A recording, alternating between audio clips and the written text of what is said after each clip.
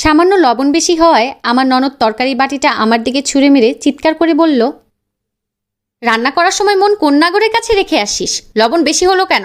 এখন তরকারি কি তোর মা রান্না করে দিবে? আপা, আমার বাপ মা তুলে কথা বলবেন না।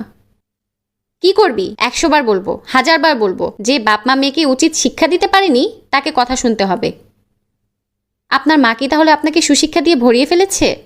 অন্যের বাবা মাকে যে মেয়ে সম্মান দেয় না, সে কেমন সুশিক্ষিত হলো? মনে রাখবেন আপা, অন্যকে সম্মান দিলেই আপনি সম্মান পাবেন। তোর থেকে এখন আমার শিখতে হবে? শেখার কোনো বয়স নেই। চোপড়ার মধ্যে দুটো পড়লে শিক্ষা বের হবেনি।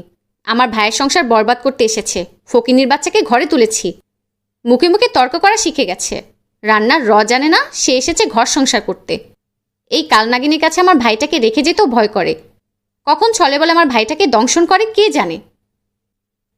তাহলে কোলে তুলে সারাক্ষণ বসে থাকতে পারেন না? বিয়ে দিয়েছেন কেন? নিজের আঁচলে বেঁধে রাখতেন, কেউ যাতে নিয়ে যেতে না পারে। বিয়ে দেওয়ার কোনো দরকার ছিল না। এখনই এই অবস্থা? আল্লাহ গো! বাকি দিন কি করবে তা আমার জানা আছে। আমি মোটে কালে মাসে 4-5 দিন থাকি। তাতে আমার সাথে কেমন দুর্ব্যবহার! অন্য কেউ হলে না জানি কি করবে।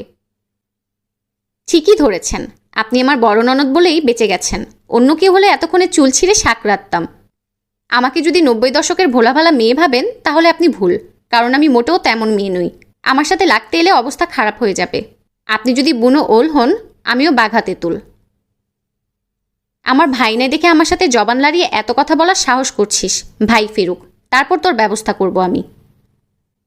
যান যান, আমার সাথে লাগতে এলে কাউকে ছাড়বো না আমি, হোক সেটা আপনি কিংবা আপনার ভাই।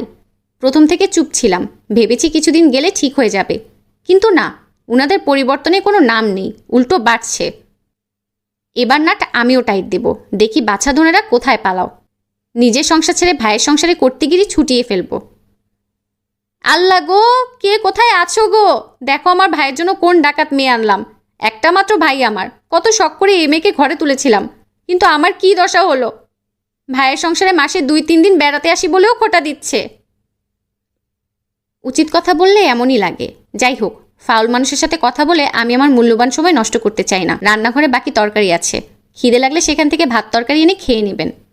আমার মাথা ধরেছে, ঘুমাবো, কোনো আওয়াজ করবেন না। এটা একটা ভদ্রলোকের বাসা, আমাকে সিন ক্রিয়েট করতে বাধ্য করবেন না। খাবো না তো রান্না করা ভাত।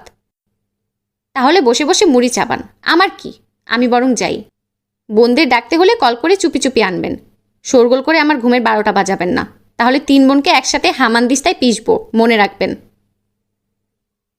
লতা আপা চেয়ারে বসে ফুঁসতে লাগলো।